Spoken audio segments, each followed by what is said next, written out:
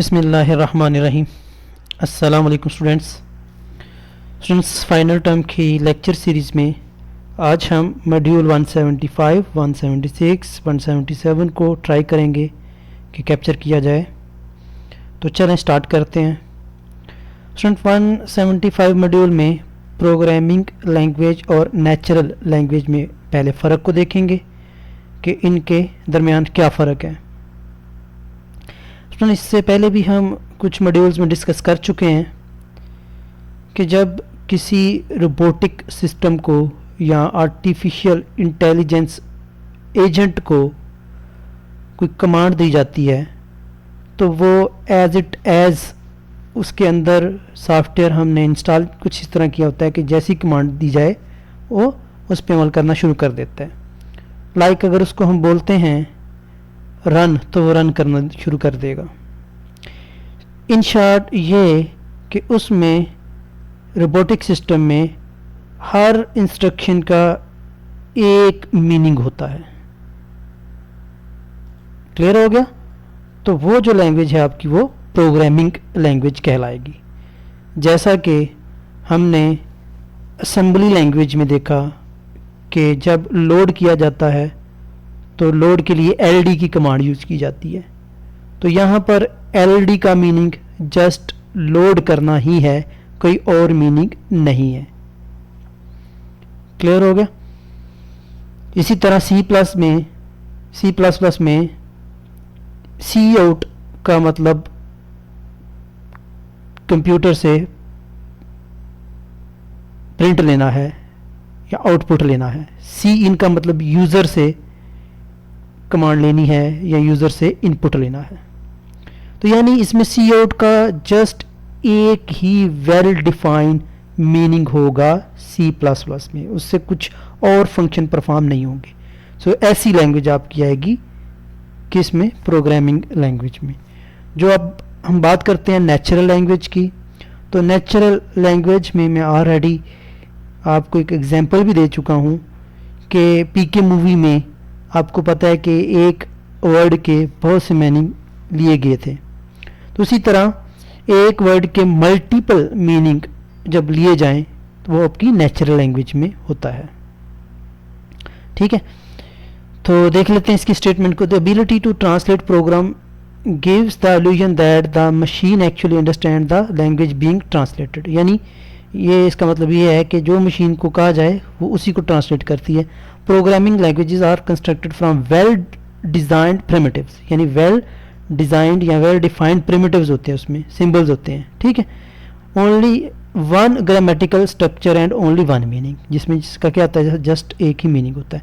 In contrast a statement in natural language can have multiple meaning depending upon the context, यानी उसमें क्या किस context के लिहाज से बोला गया है उस कंटेक्स्ट के लिहाज से उसका मीनिंग लिया जाएगा।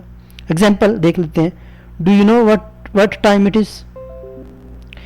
अब यहां पर एक फिक्रा बोला गया है तो इसके मल्टीपल मीनिंग हो सकते हैं। Please tell me what time it is और यू आर वेरी लेट। यानी अगर आपका बॉस आपसे पूछता है do you know what is time, तो उसका मतलब उस वक्त ये होगा कि आप लेट हैं, वो आपको बोल रहा है कि आप लेट आए हैं। तो अगर आपसे कोई अनजान आदमी पूछता है कि व्हाट इज़ टाइम नाउ, अभी टाइम क्या हुआ है, तो इसका मतलब है कि आपसे टाइम पूछ रहा है। क्लियर हो गया? तो ये मल्टीपल मीनिंग आएंगे इसके नेचुरल लैंग्वेज में।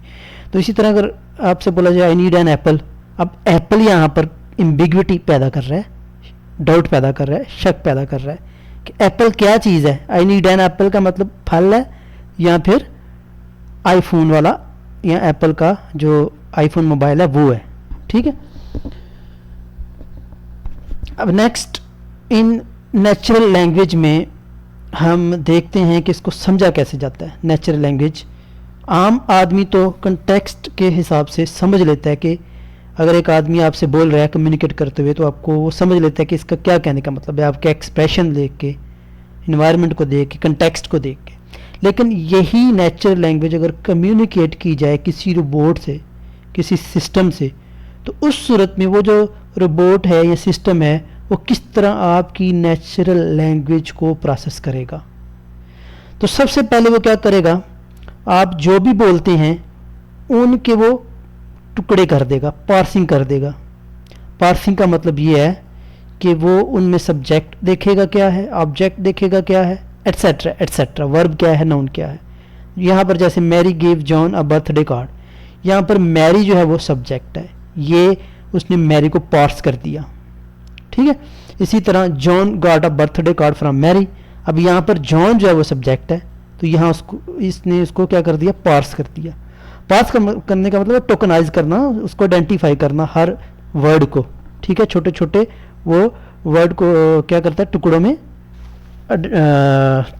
में डिवाइड करता है। उसके बाद फिर वो क्या करता है, सिमेंटिक एनालिसिस उसका देखता है। सिमेंटिक एनालिसिस का मतलब ये होता है कि फिर वो हर एक वर्ड का मीनिंग देखता है कि इसका मीनिंग क्या है, सिमेंटिक मीनिंग क्या है इसका, यानी इस कंटेक्स्ट में इसका क्या मीनिंग यूज किया गया है, ठीक है। Identify the semantic role of each word in the statement. Clear हो गया। Mary gave John birthday card and John got a birthday card from Mary would be recognised as saying the same thing. अब यहाँ पर इस statement को जिसमें उसने क्या किया था, पहले टोकनाइज किया था, पार्स किया था, अब ये देखेगा कि इन दोनों फिक्रों का सिमेंटिक मीनिंग क्या बनता है, क्या इसका मीनिंग कुछ और बनता है, इसका मीनिंग कुछ और तो नहीं बनता, यानी इन दोनों को वो कंपेयर करके उसके सिमेंटिक मीनिंग से देखेगा कि इसका असल मीनिंग क्या है, यहाँ पर ठोस मीनिंग क्या है। जब ये मीनिंग देख लेता है तो उसके बाद फिर उसको वो परफॉर्म करता है। अच्छा, तीसरे नंबर पे वो उसका कंटेक्सचुअल एनालिसिस भी करेगा। कंटेक्सचुअल एनालिसिस का मतलब यही है कि जो लफ्ज़ बोला गया वो किस कंटेक्स्ट में बोला गया है, उसकी ग्रामेटिकल एनालिसिस करेगा उसका, ठीक है।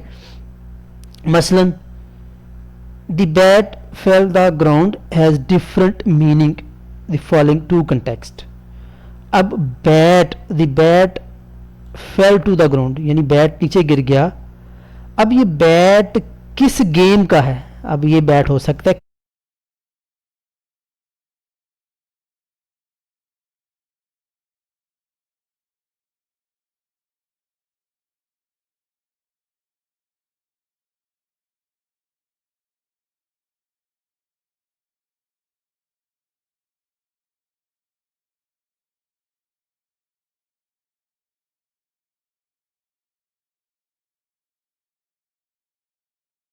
Syntactic, semantic and contextual. Syntactic में क्या होगा, वो हर वर्ड को पार्स करेगा, टोकनाइज करेगा, अलग अलग करेगा। सिमेंटिक में उसके वो सिमेंटिक मीनिंग देखेगा कि क्या इसके मीनिंग बनते हैं, और जो सिमेंटिक मीनिंग है बज़ाहिरी तौर पे, लेकिन बाद में उसको कंटेक्सचुअल भी देखेगा कि इसके कंटेक्स्ट किस कंटेक्स्ट में ये कहा गया है, ठीक हो गया। नेक्स्ट हम देख लेते हैं इंफॉर्मेशन रिट्रीवल और इंफॉर्मेशन एक्सट्रैक्शन से क्या मुराद है। refer to the task of identifying documents that relate to the topic at hand। अच्छा स्टूडेंट, इंफॉर्मेशन रिट्रीवल से और इंफॉर्मेशन एक्सट्रैक्शन से दो डिफरेंट चीज़ें हैं। एक्सट्रैक्शन कब होगी और रिट्रीवल कब होगी।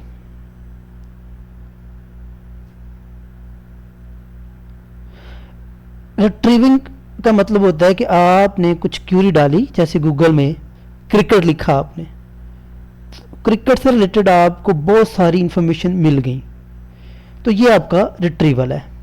लेकिन अगर आपको जो डॉक्यूमेंट चाहिए थी, जो आपका मकसद था, जो आपका गोल था, वो आपको मीनिंगफुल रिजल्ट मिल जाए, जैसे अगर आप लिखते हैं क्रिकेट, तो जस्ट उसमें आपका गोल था 2000 के दरमियान जो क्रिकेट के मुकाबले थे वो देखना, अगर वो आपको मिल जाए तो वो आपका आएगा इंफॉर्मेशन एक्सट्रैक्शन। इन रिट्रीवल में आपको इन्फॉर्मेशन मिल जाती है, लेकिन एक्सट्रैक्शन में आपको जो असल इंफॉर्मेशन चाहिए होती है वो मिलती है, ठीक हो गया। चलो जी, नेक्स्ट हम देख लेते हैं इम्पैक्ट ऑफ CS, यानी सोसाइटी पे इसके क्या इम्पैक्ट हैं। तो स्टूडेंट्स, ये कोई इतना डिफ़िकल्ट टास्क नहीं है, ये आप अपनी जहानत से भी इसको अपने माइंड से भी लिख सकते हैं। तो पॉजिटिव इम्पैक्ट देख लेते हैं। इम्प्रूव किया इसने कम्युनिकेशन को, कंप्यूटर साइंस ने, ठीक है। इंक्रीज एक्सेस एजुकेशनल इंफॉर्मेशन आपको हाथों हाथ मिल जाती है अभी इंटरनेट पे, ठीक है। पीपल की जो प्रोडक्टिविटी है वो बढ़ गई है। पहले आम जो काम होते थे हाथों से होते थे, अब जैसे मोबाइल की इन्वेंशन से देखें कितनी आसानी हो गई है, प्रोडक्टिविटी बढ़ गई है। इसी तरह आजकल मशीनें लगी हुई हैं, पहले काम हाथ से होता था तो कम प्रोडक्टिविटी होती थी, अब ज़्यादा हो गई है।